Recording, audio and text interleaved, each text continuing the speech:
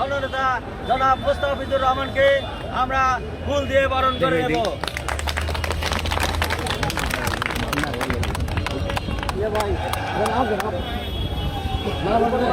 রিপন ভাই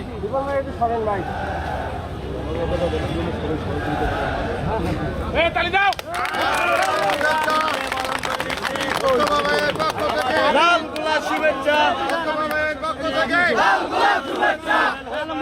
কায়কবাদকে আমরা দলের পক্ষ থেকে ফুল দিয়ে বরণ করে নিচ্ছি। সোহেল ভাইয়ের পক্ষ থেকে সোহেল ভাইয়ের পক্ষ থেকে খালেক ভাইয়ের আগমন শুভেচ্ছা স্বাগতম।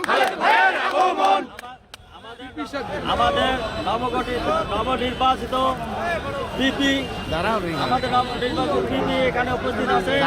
উনি আমাদের এই আনন্দ মুহূর্তে উনি আমাদের আনন্দের শরীর হওয়ার জন্য এখানে এসেছে এবং ওনার পক্ষ থেকে উনি এবং আমাদের সময় অ্যাডভোকেটদের পক্ষ থেকে জাতীয়তাবাদী দল আইনজীবী ফোরামের পক্ষ থেকে উনি আমাদের সভাপতি সদস্যদেরকে ফুল দিয়ে বরণ করে নেবেন। অ্যাডভোকেট বজলুর রশিদ বজলু ভাইকে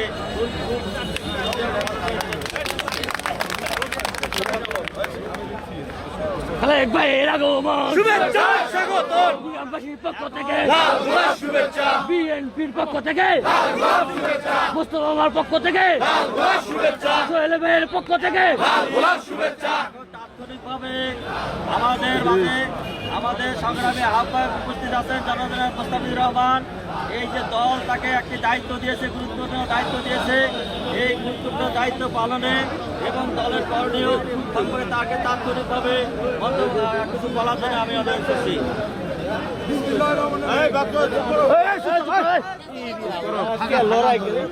চুপ করো। আপনারা সবাই জানেন যে আমাদের জেলা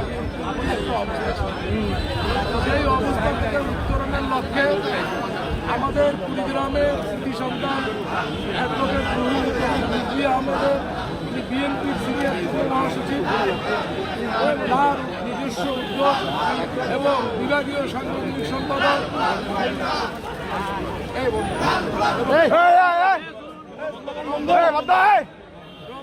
বিভাগীয় সহসাংগঠনিক সম্পাদক সবাই মিলে আমাদেরকে ভারপ্রাপ্ত চেয়ারম্যান যে দায়িত্ব দিয়েছেন, আমি মনে করি যে আমাদেরকে এই দায়িত্ব আমাদের জীবন নিয়ে পালন করা চুপ করেন। সেই লক্ষ্যে আমি বলতে চাই যে আপনারা যারা এখানে উপস্থিত আছেন এবং আমাদের আগে অনেক চড়াই পার হতে হয়েছে, গ্রুপ হয়েছে, উপগ্রুপ হয়েছে, সেই জন্য এক একজনের সমর্থক।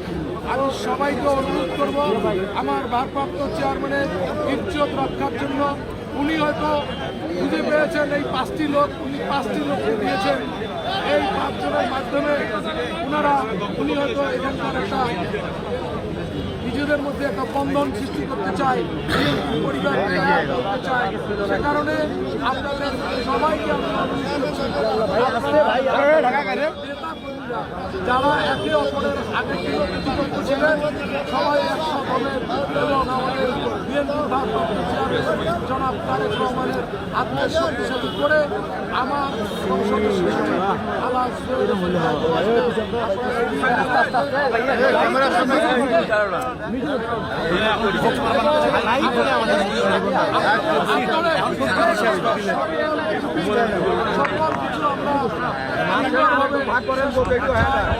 সবাইকে একসঙ্গে পাশে দিতে চাই। আপনাদেরকে আবারও আহ্বান জানিয়ে অনুরোধ জানিয়ে আমি ধন্যবাদ সবাইকে। এই গঠনে আমাদের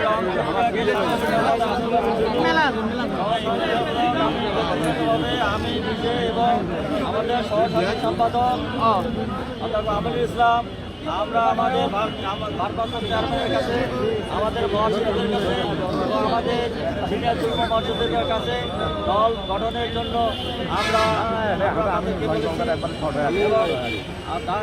আমাদের সকলের ভিত্তিতে সুন্দরভাবে আমরা মনে করি গ্রামের বিগত দিনে আমাদের ভেতরে কিছু ভুল বোঝাবুঝি থাকতে পারে, কিছু প্রতিযোগিতা থাকতে পারে। আমি দল বিরাট একটি দল, জাতীয়তাবাদী দল একটি বিরাট একটি দল, বিরাট একটি সংগঠন। এর অঙ্গ সংগঠনগুলো অনেক বড় বড়, অনেক ভুল বোঝাবুঝি অবস্থা থাকতে পারে।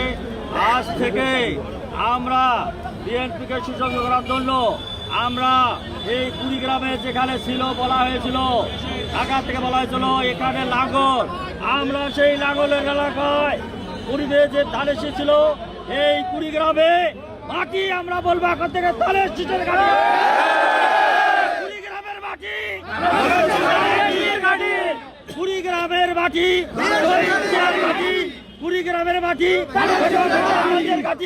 কুড়িগ্রামের মাটি, দেশ নায়ক তারেক রহমানের ঘাটি, কুড়িগ্রামের মাটি, মির্জা ফখরুল আলমের ঘাটি, কুড়িগ্রামের মাটি, কুড়িগ্রামের সন্তান অ্যাডভোকেট রুহুল কবির রিজভী আহমেদের ঘাটি হবে ইনশাআল্লাহ। আগামী দিনে আমরা এই কুড়িগ্রাম